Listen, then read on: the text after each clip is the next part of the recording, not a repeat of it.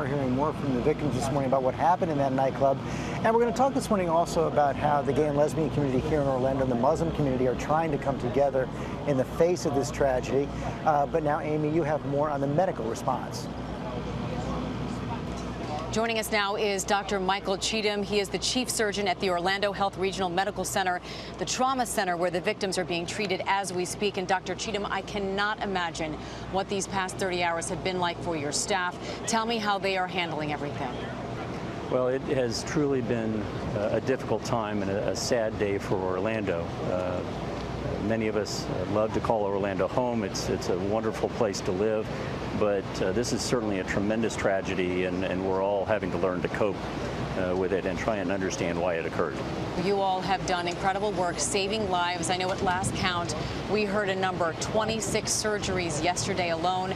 I'm sure more surgeries are being added to that list. Can you give me a sense of what's happening there at the hospital right now? Certainly. So we still have 43 victims in the hospital. We started walking around, my partners and I, to take a look at them again early this morning. We were operating till late last night.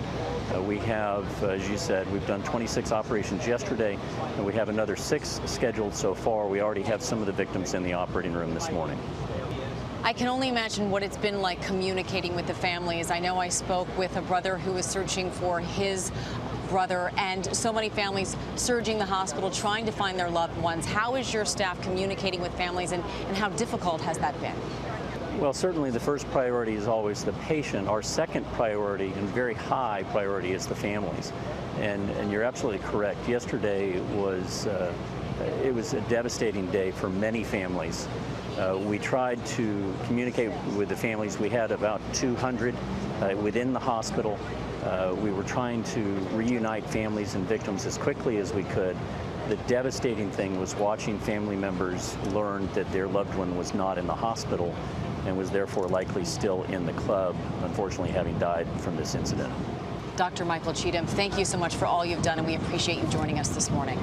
Certainly, thank you.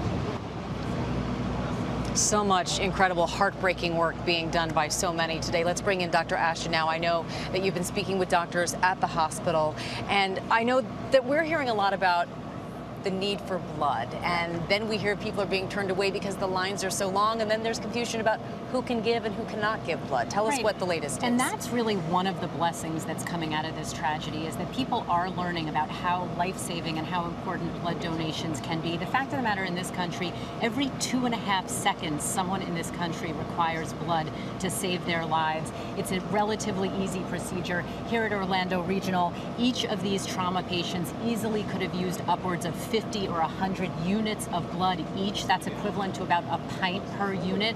So we're talking massive demands, and it's important to remember that blood bank is still serving the needs of the other patients in that hospital. So it's a process that people should know about. In terms of the restrictions of who can and can't, this is really where the social and the medical tend to overlap. Socially, of course, it's the right thing to do, that everyone, especially people in the gay community, would want to donate. But it's not just certain restrictions placed on gay men. There's actually a long list of people who have traveled outside of the country, who are on certain medications, if you weigh less than 110 pounds. So people who are interested should go online, check with your local blood bank, because to be clear, this is absolutely life-saving. And Jen, maybe it's a sad commentary on our times, but right now every major hospital in the country trained to deal with mass casualties like this. No question. And George, what's going on here in Orlando is military precision medicine in the civilian arena. Every hospital, especially level 1 trauma centers like Orlando Regional, practice disaster codes, mesh trauma codes. Every single person in that hospital right now, whether they're directly involved with the care of these patients, is in some way on a disaster mode, and they are trained, they practice this. The surgeons are doing what's called damage control surgery, meaning that we heard 26 operations yesterday just on these victims. They get in and out, control the bleeding, and then are planning to take those patients back for subsequent operations. Right, I was going to ask you what's next, because 26 surgeries in one day is almost unfathomable to most of us, but there are many more that unfortunately will be taking Correct. place over the next days. And we have to remember this is going to be an incredibly busy day in the hospital. They operated overnight at Orlando Regional. There are many patients in the OR today, and we'll be going back for second and third operations. And again, we have to remember other patients are being cared for in that hospital and receiving unchanged, excellent care. I want to be clear, the fact that we have not lost another victim yet is a testimony to the nurses, doctors, and the non-medical staff providing care at Orlando Regional. That's not to say those patients are out of the woods by any means, but the first 24-hour time period is critical in trauma, especially when you talk about gunshot wounds of this nature, high-velocity bullet wounds, and they're getting unparalleled care there. Absolutely. All right, Dr. Jen, thanks so much for joining us. We appreciate it.